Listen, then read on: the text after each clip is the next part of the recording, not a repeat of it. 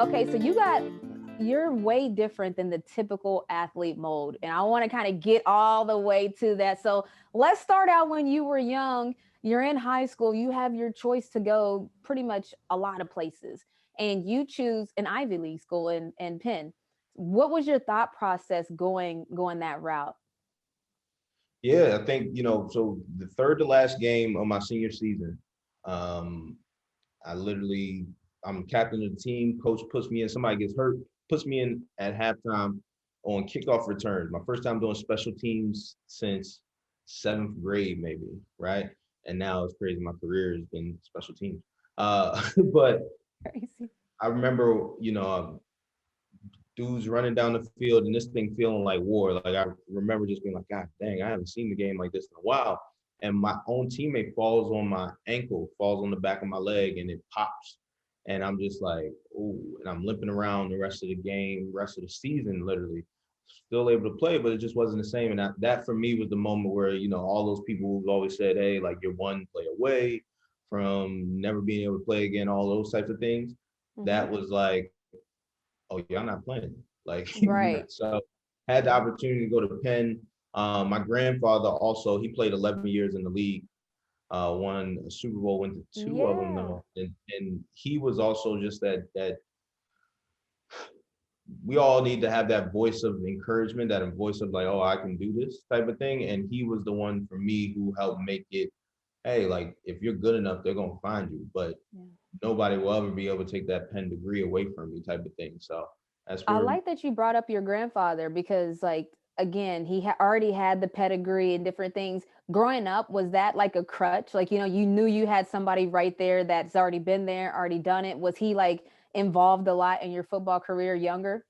I think he did an amazing job because he never pushed himself or pushed me to football, right? It never was like Yeah. an overbearing thing. We would be at the house. He was just granddad, Yeah. right?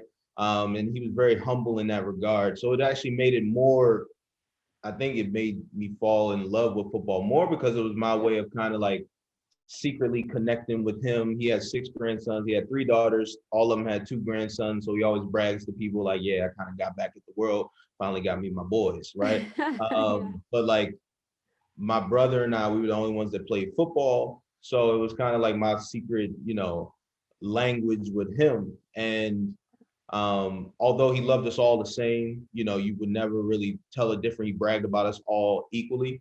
Yeah. I, personally just always felt like that was something cool that we had together, type of thing. So, I know he was proud of it, and everything like that. But I think the cool thing, one of the things I took from him too, as I said before, is like he never pushed us, right? It was always Yeah. about did we have fun? And literally after the game, it'd be like, hey, coach, how'd you do? How'd you feel? I felt good, but I missed this play, I missed the tackle. Oh, okay, yeah, cool. Did you have fun? Yeah, I Oh, had fun. I like That's all that. that So he matters. wasn't like stuck on how you played per stats. He just wanted to make sure you was enjoying it.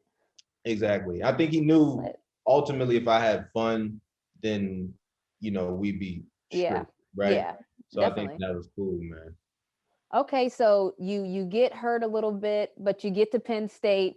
You're there now and you're trying to make a name for yourself. What is that like? Like getting to the next platform. You already felt what it could be like a little bit like, wow, the game can be taken away from you, but you advance to the next level. Tell me about that. Yeah, yeah. So we end up going there and going to UPenn because we it's funny. The biggest letdown to people in the world is when they hear you're a football player Uh-huh. and they think you go to Penn State because Penn State is good football, it's Yeah. big time, it's the white out and all of those Yeah. types of things. And you're like, oh man, you go to Penn State? You go to Penn State? No, no, no. It's UPenn. It's Ivy League. Like it's not really. We don't really. Yeah, yeah, man. I go to Penn State. You know what I'm saying? So it's so Yeah, no, yeah, I get it. I get it. yeah, but no, it was cool. It was the I thought I was gonna hate it going into it. Uh-huh. As crazy as that sounds, because I'm like, man, I'm going to Ivy League school. I'm supposed to be playing big time football, all this stuff. And Right. once you commit to something, now you're like, I can't take it back. Yeah, you're in there. It You're in ended it. up being the most amazing experience of my life because that competitive spirit that drove me on the football field, which clearly has worked out well for me, right?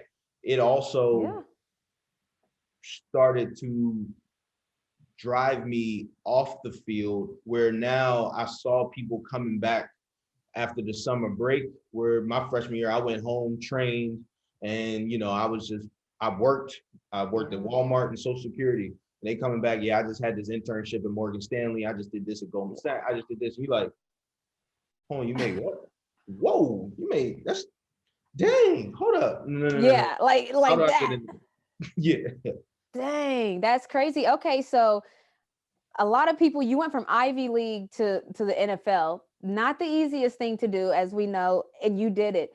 Talk about because I know that you moved around from time to time, and so that's difficult. So talk about just having to get used to maybe being on one team one year and getting your mind like geared up to get on another team the next year if you don't stay with that team. But talk about that, because I got traded mid-season and it's hard, like the moving around when you're trying to get your footing and play well. And you were one of those players that you did move around some. So can you just talk about what that was like, trying to find a home and build?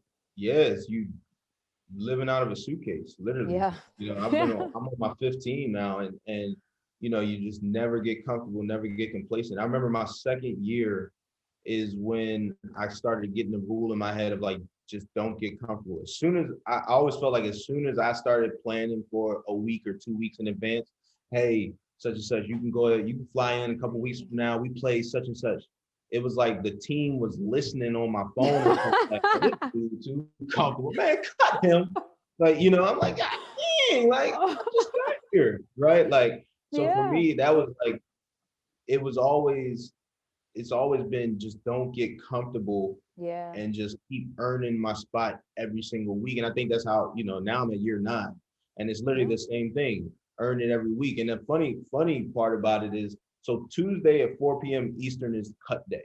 Well, no, it's not cut day. Tuesday is cut day, known as cut day around the NFL, but Tuesday at 4 p.m. Eastern is when you're paid for the week or not. So a lot of Oh, people don't know that about NFL athletes and players. Is yeah. like if you at 4:01 p.m. Eastern, I'm paid for that week. So Right. Some you're players got good. That guaranteed means I'm good to contracts. go. Yeah, I'm good. My money's good. Dang. At least for this week, I'm good. Yeah. Right. And so for me, I've been cut.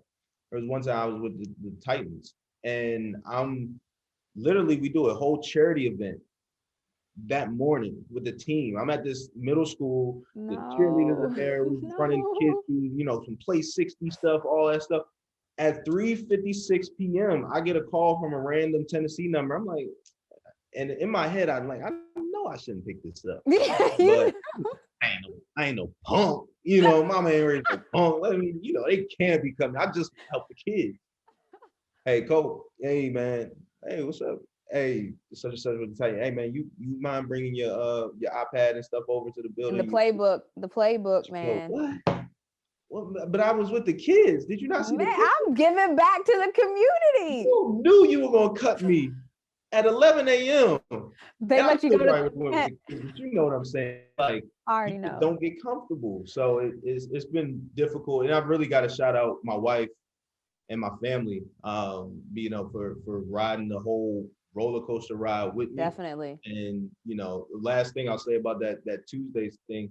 So after that time, that was my second or third time being cut. Can't even Mhm. remember now. But after that time, I told my family there's a rule: do not text or call me on Tuesdays before 4 p.m. At 4:01, you can text me, you can call, we can chop it up. Yeah. Tuesday, don't hit my phone because I'm not trying to be scared. I'm nervous the whole week. Unfortunately, I we done made love it past that. I that. love that. And so you brought up your family, and you've actually went viral a couple of times with your son because he's the cutest little thing ever. But can you just talk about like what being a father is for you, having a son, and just that role model aspect? It's so cute looking at your son. If y'all haven't seen it, watching his son watch him is the best thing ever. Yeah, he looked like he want to put them paws on me He already. was Yeah, no, it's the dream come true for me personally. I think, I've as you said earlier, like I've lived differently, like, right? yeah. And I've lived differently for a number of reasons. And, I challenge people in my class. I do Life 101, encourage everybody who's listening. If you want to learn more about your money, your credit, budgeting, investing, all the things we should have been learning in school, how to buy a house, come to life101.io and take class with me live virtually, right? I love Um, it. the I challenge people in my class to find out your why, figure out what you're chasing, what you're working for, because your why is what really matters, but then also is what motivates you through the rough times, the tough times, the cuts, all of those types of things, the getting fired from teams, etc. And so Yeah. to finally have an opportunity to stare my why, one of my whys in their eyes Yeah. on a day-to-day basis, is you really can't put it into words. So um I'll share another story with you. Please do. I I I when I was in high school, there was a lot of, like all of us, there was a lot of different issues going on, different obstacles that we all had to face and all those types of things. And so for Mhm. me, I remember there was this one obstacle in particular. It was a real pivotal point in my life and in Uh-huh. my career. It was junior going into senior year. Mhm. And so I remember just looking at that and saying, okay, years from now, I got to think like this. I have to think about obstacles like this. Years from now, my son will be, sorry, let me take this back. This is a vision in my head that I always look at Okay. when I'm faced with obstacles. Uh-huh. So years from now, I always saw this picture of my son. He's 4 years old. He was like a 4-year-old kid, and assuming he's my son in this vision, right? Mhm. And he's in the bathroom and he's gripping his stomach and he's hungry. And he's like, Mm. Daddy, I'm hungry. Like, what we gonna eat tonight? Why I can't eat?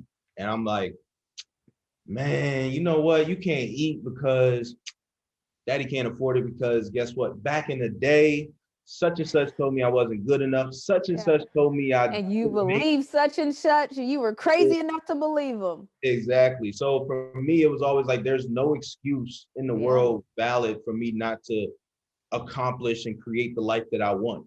And so now to finally be able to hold them, thank them, kiss them, all those things, right? Like Yeah. it's it's amazing.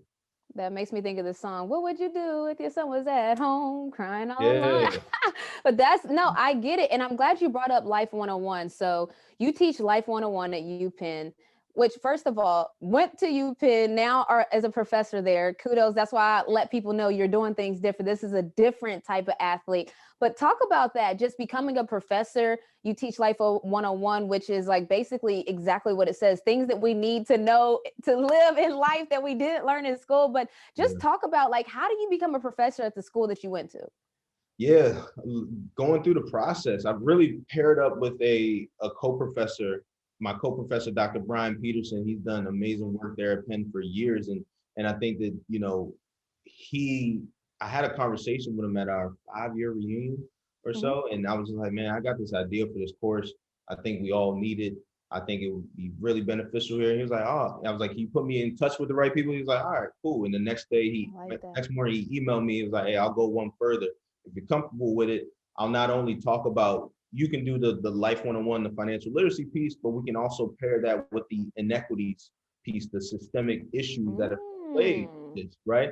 And yeah. ultimately, he found that was, I'm already a professor here. If I can push it that way, then we can get this thing going. Yeah, that's called an ally. He was going to be an ally right there. 100%. So he really, like you said, was an ally and a champion for us, and believed in what we were trying to create, and we created it together. It quickly became the most popular course on campus. We literally, it's funny, we get into virtual What? rooms now, and literally there's students with their roommates sitting around them, kind of watching What? on Like, get campus and that stuff. free Like education. yeah, it's an amazing thing to I see. But like love you said, it's like that. sometimes I tell people Life 101, they're like, oh yeah, like what is that? And I'm like, in my mind, it makes sense. But like you said, it's like it's all the things that you're really gonna have to deal with in life that Yeah. we won't talk about. Like That we we should have been learning beforehand, but it's obviously not a priority list in the schooling. So no, that's amazing. And so let's talk about beyond the basics. Because we're talking about being an ally of the community. You give back. You're from Baltimore, and you find a way to continually give back. And let me make sure I got this number right. $160,000. So this past holiday season, it was, because I want to make sure this is right. You and 19 other former NFL players or NFL players came together to do Christmas for some families. Tell me about that, because again, this is full circle here. I'm making sure people understand that yes, you're amazing on the field. I know when they see you, yes, you're amazing, but I want them to know everything you're doing. Yeah, I appreciate you. I appreciate it. I think it's um usually we do this in person. We go to Target, we get a bunch of kids. Last year we took 320 kids across the country shopping. We had 7 other cities that and teammates, former teammates of mine who did it in their respective cities. So from Oakland to Tampa to, all over the country, which was dope. And then now this year it was like, all right, like we can't let the pandemic stop the give back and the hustle ultimately, right? Right. So you're able, with it being virtually, you're able to also, incorporate more people. And I think the beautiful thing about this year, so what we did was we gave $800 shopping sprees to over 200 families across the country. So it ended up totaling more than $160,000. The NFL players who joined in on this initiative with us, December to Remember, they put money in. The NFL put money in. Amazon put money in. I love it. Put money in. It was awesome. It was beautiful because I think it was a collaborative effort, right? And I think the craziest thing about this year was even though it was virtual, so you feel like you lose some of that interactive. Right. Usually we're doing this with children, right? So this might be middle school, high school kids. So you're just having fun. We treat them to dinner. The players come from the team. We take them around Target. They go shopping, a couple $100 shopping sprees. The experience is just as good as the shopping spree for them. Like, they're around NFL players. They're enjoying it. It's fun. But this time, so we really wanted to have an impact in a number of different ways. So every city, like the player there was able to choose what cause or who they wanted to help. So some people like helped homeless families, right? Like I helped work with some homeless families in Baltimore. Some people work with some domestic abuse survivors. Some people work with some single parents, right? Like some people work with some people. Like whatever they're passionate about, they go towards that avenue. Exactly.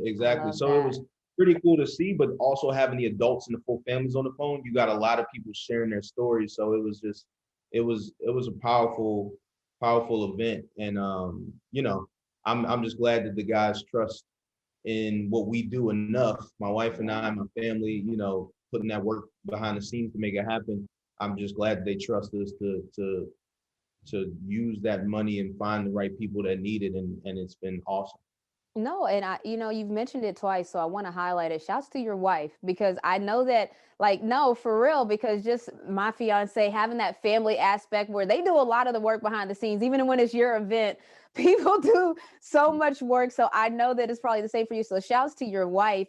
And even just having said that, you tore your pec in 2017 and then in 2020 did the same. How do you stay positive? How do you stay encouraged through injuries, through tragedy, in a sense? Because to an athlete, when you get hurt, it's almost like a tragedy. So how do you stay encouraged during those times? Yeah, it hurts. So two things. One, I'll go back to my one. Thank you again, shouting out wifey Taylor. Love you, babe. Yes, shouts to Taylor. Look, if not, she would. Two. So I'll go back to my granddad. So one of the things I always kind of think about, like he was known. You ask him, "Hey, how you doing?" Hey, my head's above ground. Hey, I'm breathing. Oh man, I already know. Got a chance, right? And so I look at my life and I look at the things we're doing, and it's a blessing to have these opportunities, and it's a blessing to have this type of pressure and responsibilities because I've asked for this, right? I've asked for this influence. I've asked for this opportunity, and so. You take the good with the bad. And I think the thing that I think about in those moments, right? I tore my pec and literally, it's my second time doing it. So as soon as I did it, I said a few cuss words, expletive. But in my mind, it's accidentally, of course. Sorry, mom. Right. but in my mind, it's like, once you get past the pain and all of those things and the woe is me, like you have to realize that there's something. I'm a believer in Christ, right? There's something working here that's bigger than I could ever imagine or ever know or ever understand. The first time I tore my pec, I sat out that season, but I started a 6-figure real estate company during that time off, right? if that would have not happened, I'll be in the season going. You know what I'm I saying? try So to tell y'all this one different now. I tried to tell y'all. but Like, what? yes, it's just a different. I just think that when you accept, like sometimes people only accept the good things as like God's looking out for me, right? Like Yeah. sometimes you have to think that like that relationship that ended badly, that team that cut you, all of those negative things that were said about you or happened to you, like you have Yeah. to also believe that those were building me. I believe that those are building me for something. And I at love some that. time, all of it's going to matter. So like even when I was cut, I sat out of the league my second year because they said, "Hey, Cope, you're not good enough." But I truly believe if I did not have that time, although I wish as a money guy, I wish I had that money, right? Yeah. But I believe that without that time, that Yeah. humbleness, I wouldn't be approaching year 9 Yeah. right now. I'd have been done in year 5, 4, and just, had an ego and all those things. So everything happens for a reason. I truly believe that. No, I love that. And so you talked about it a little bit. This your second year, they basically, we call it athletes. You say you didn't meet the cut. You weren't good enough, but you were undrafted and still found a way to get to year 9. I just want people to understand that Ivy League school, undrafted, still sitting at year 9. Now you're a professor. You have had a real estate company, 6 figures. What is next? Like, what's next for you? Like, what's something that you like? It's on your list of things to do in the future, near future, far future. What's Yeah. next? Yeah, that is the ever evolving question. So I know right now, life101.io, that is what I'm interested in. I think sometimes people don't understand that it's like, for me, part of it is legacy. Well, not part of it, all of it is legacy. Yeah, Like at my definitely. funeral, I don't want to 100%. be people talking like, yo, remember that tackle he had? You're gonna be like imagine if at your funeral, people like, yo, remember that time Renee hit that shot? Ooh, Yeah, you're gonna be nah, like, all yeah. right, And some people probably is going to think that's crazy because like they probably think, wow, you wouldn't want to be remembered as a great athlete, but we're saying you don't want to be remembered as only a great athlete. Yeah, you need to remember us as an athlete, but hopefully we do a lot more in our lives that leave that legacy that you're referring to. 100%, 100%. And so for me, with Life 101, it's about helping people understand their money. And I think obviously you've been an example, you've been a role model and a leader throughout this entire social justice battle, right? Right. And Thank you. when you Yeah. think about how conscious we're all becoming of like, man, growing up, they told us don't pay attention to politics, Yeah. don't talk about who you're voting for and all that stuff. Yeah. Well, why is that? Because there's power in it. Oh, they also don't teach us money. Why is that? Yeah. Oh, it's weird. Don't talk about our bank accounts. Why? Never. There's Never. That's power literally in the it. things they That- talk about. Don't talk about religion, don't talk about finances, and don't talk about politics at dinner. Like that used to be like the norm, like just stay away from that stuff. Yep. And when you really peel back the onion, you like, Yeah. why is it? Well, it's power. There's power in all of those things. So if we continue to have this fight and people like yourself keep leading the battle from a political, social justice standpoint, right? And then we Yeah. can combine that with the money and the capital, right? And people understanding, hey, I am financially strong right now. I am financially Right. free right now. I can do what I want to do. I've set my kid up through this business or this tax or this policy. We are then now it may not be 100% beautiful the way we would envision it by the time we leave this earth, but maybe by the time my son is older, Yep. we're looking at a totally different, ball game because now we're all are in tune to the conversations and we have access to the information of the things that carry weight and power in this So country. I gotta no, I have to I want you to elaborate on this because a lot of people, they think that, oh, I just need to have just enough money so I can survive. That's good with me. Can you just kind of elaborate on what financial freedom just what that does? Because I think that it's so far removed from a lot of our culture that we're so used to living check to check. We're so used to, barely making the bills. Like, can you explain what the power of financial freedom is? Like what that trickle effect is? Yeah. So for me, when I think about financial freedom, and everyone might have their own definition, but for me, I want to be able to do what I want when I want. So if a boss or anybody has ever what you talk about, I can be like, Yeah. man, you tripping. Like, I don't I'll see need you this tomorrow. money. I'm here Yeah. because I want to be. Yeah, exactly. I've said that to a coach before, and it probably what got my ass fired, to be quite honest. But story for another day. Story for another day. But but no, it for me, it's about, we have one life on this earth, and I I keep bringing up my granddad. His name was Roy Hilton. Keep doing it. The dude's story is a movie. I mean, literally, I'll probably try to make a movie of it one day. You should. Because it's crazy. But one of the things he always said to me was, God didn't put X on this earth to please you, right? So God didn't put Renee Montgomery on this earth to please me. He was saying that my brother and I were fighting. But when you think about it, that's a powerful thing. Like, we're not here on this earth to work or to please other people and all those things. Like, we're here on this earth to live our lives. So financial freedom for me gives me the opportunity to do that. Now, we have to work to survive, or we have to make money to survive. But if you can find ways to put the money that you worked hard for to work for you, and now you really get a chance to live and sit back and enjoy your hard work more. And to speak to your point, like you said, some of us are constantly, some of us may not want to save properly and create that generational wealth. Some people like, hey, my kids on their own. That's like, right? Listen, if I earned it, I'm gonna spend it before I die. Like, I've heard people say that. Like, I work hard. Can't take it with me. Yeah, but I just think that,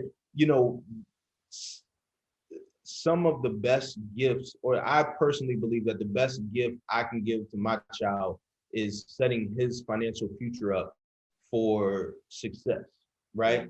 And so instead of, I challenge myself and my friends and the people around me, I'm challenging the cultures, like, let's think about giving differently, right? Let's think about doing things a little bit differently. So for example, my niece, love her to death. She wanted, for Christmas, she wanted some Jordans. Cool, all right, cool. Like, hey, but guess what? I'll buy you Nike stock if you want. I like that. And then we'll see what you can do with it. I'll just wait. Next year I'll start getting into investing. All right, cool. You got your J's. Literally a few days later, Nike stock hit record high. And this is a disclaimer. I'm not telling people to go out and buy Nike stock. No, but no, I feel it. I feel it for real. Like, go ahead. And I literally showed her my son's account, because I got my son an account. He got his own account, all that stuff. And I'm like, look, you wanted $200 for these J's. My son made $197 in that day. I'm like, wow, this dude is crawling around the house. He just paid those J's, and the money is still invested in working. Like, so that's the difference. Is like, how can we start to think a little bit differently and long term? Like, do you want to wear the company or you want to own it? That's I love that. Okay, so since we're talking about this money talk and the stock got brought up, how do you feel about what happened with Robinhood and GameStop and that whole situation? Like, because there's a lot of strong feelings about that. What are your thoughts being a money man? Yeah, it's showing the hypocrisy in the system, right? It's showing how, hey, the people are winning right now.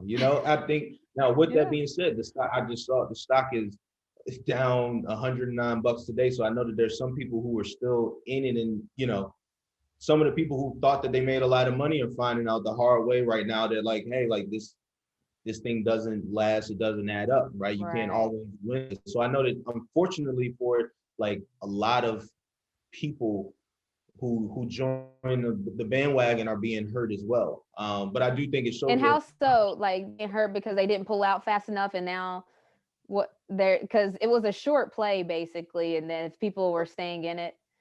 Yeah, so pretty much, you jumped on the bandwagon I know some people who were talking about, hey, I bought in, GameStop went from $17 or $15 a share to $334, and it looked like it was just going to keep going. So, I bought in at $330, and then now you bought in at the top of the roller coaster ride, and now that thing's so can you sell out fast enough, right? Yeah. So that's one of the issues, and it's no one's fault.